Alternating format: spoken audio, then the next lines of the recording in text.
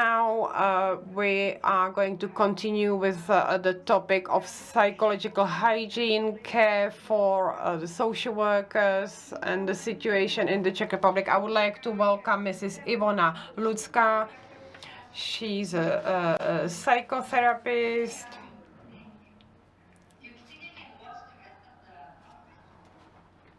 I'm sure you can watch it. Please talk to the technical support. Okay, bye. Omlouvám se, přeskočili nám kanály. So I'm sorry, the language channels have been switched. So again, Mrs. Yvonna Lucká is from a social clinic. The social clinic is now functioning as a support for social workers, and the first line workers. She's a psychotherapist. She works with the clients dealing with trauma and post-traumatic stress, and also organizes workshops focused on helping professions. Please help us about mental health in post-COVID era. So thank you very much for welcoming me. I'm a psychologist, a psychotherapist, and a supervisor, but here I'm going to speak to you as a guarantor of a social clinic. Social clinic is a service that originated in compliance with an ethical norm of biosynthesis. They offer something that's called social clinic, and it's a psychotherapeutical support for those who need it but cannot afford it. So in each part of the world, social clinics focus on certain part of clients that cannot afford psychotherapy. When we finding a clinic in 2014, we were kind of focusing on the gap in the market, where on one hand we have certain crisis intervention that works quite well,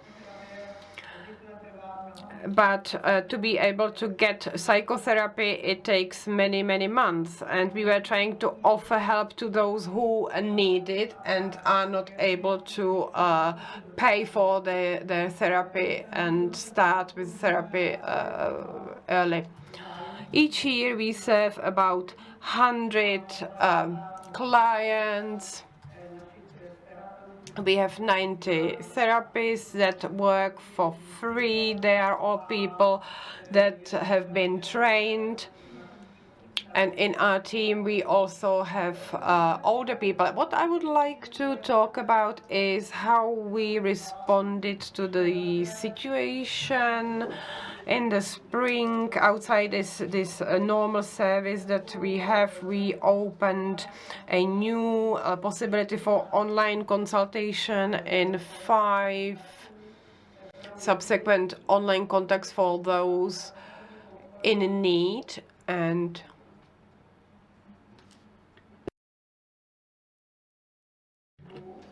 And we needed a service focused on the frontline people of such services, and we focused on inviting people who really are on in the front line and work face to face very often. As we heard, they often need to improvise, and the result that we can see up to date is that since October we have helped 222 people that asked for this help, and many of them are social workers, but not just social workers, they're also healthcare staff, consultancy staff, crisis intervention staff, but the social workers are on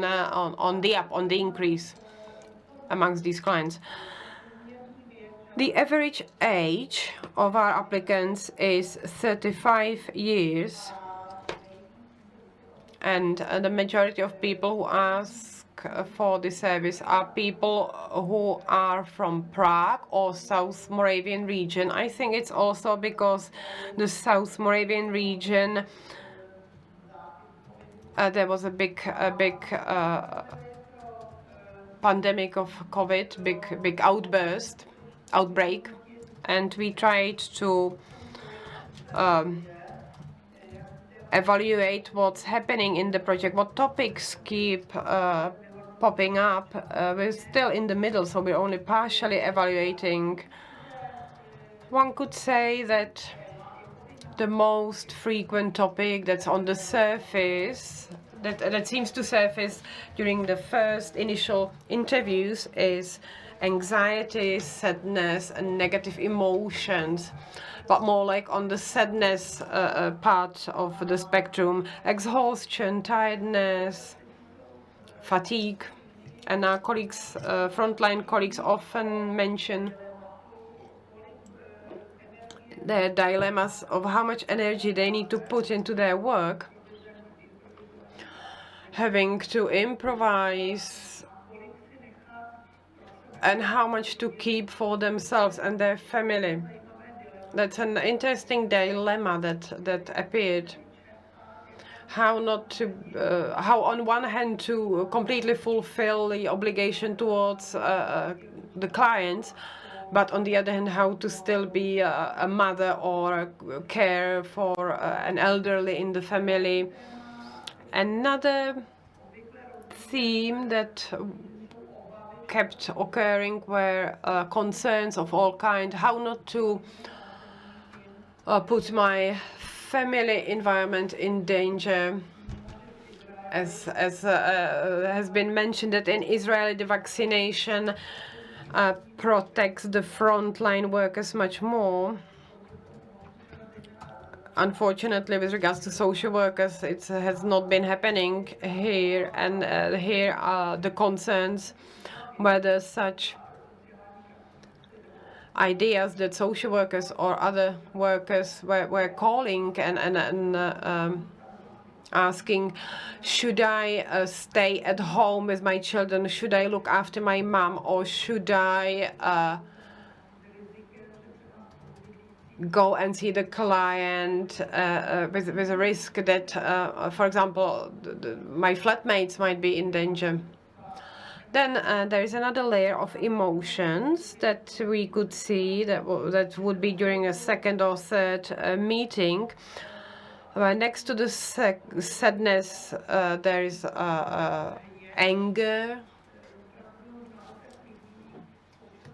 Many people needed to get rid of their frustration, anger, to get it off their chest, and as they would say things that they wouldn't dare to say anywhere else. And this anger is often connected with some kind of a feeling of confusion, the meaningfulness of situation, a misunderstanding of complaints about the illogical steps with regards to protection. That's usually another layer that's very often connected to some kind of vegetative response, because sadness and anxiety, both sadness and anxiety, often, and these negative ideas often have vegetative reactions, which is shaking, bad concentration, bad digestion, sleep disturbance, pain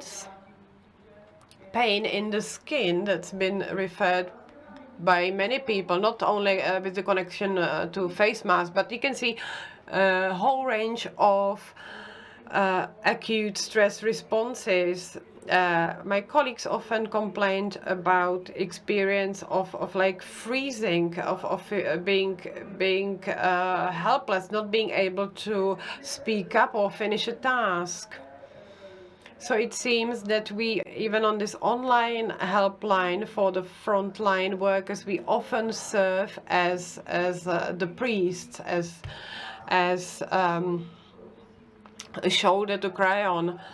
And a big amount of our help is related to up reaction, being able to navigate in our own emotions. And the next part is looking for coping mechanisms, what I can do today, what I can do to postpone and do tomorrow. Often we also had tendencies how to behave at home, how to explain to my kids that I'm not at home, how to explain to my spouse that I'm not available. It seems that in this service we prevent the development of psychosomatic difficulties because from this chaos of feelings, colleagues are able to label the emotions they're feeling and what's happening and provide them certain steps.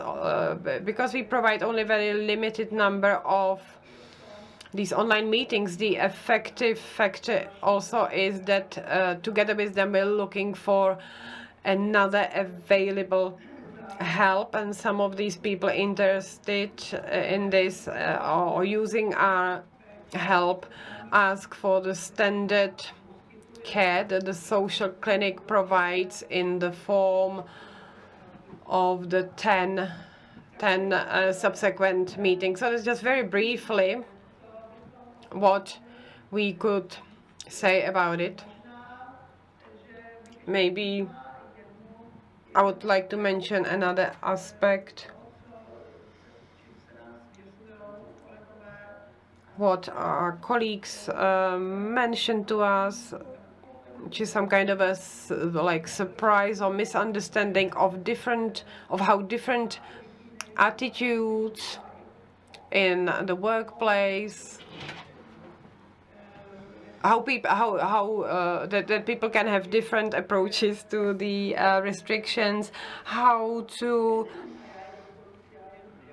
deal with like the fact that, for example, my brother does not obey the recommendations whilst I do, how to deal with clients who refuse these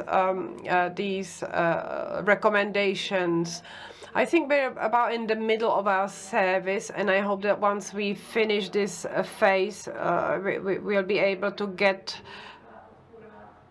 more arguments, more facts for the importance, evidence for the importance of social services and our services. And to be able to provide our services well, we ourselves need to be safe and well, primarily. So thank you very much for your attention. Goodbye. Udržování. Thank you very much, Mrs. Lucká. Well, it was not an adequate expression saying wasting time, because your contribution was really very interesting. It relates to the social workers listening to us. So I just would like to check whether there are any questions for you. Very interesting, very really great contribution, great list of offered services for professionals and evaluation. Thank you, thank you. So, Mrs. Lucká, thank you very much again for your contribution. We greet you from the social clinics. We really, truly appreciate your work. Thank you very much.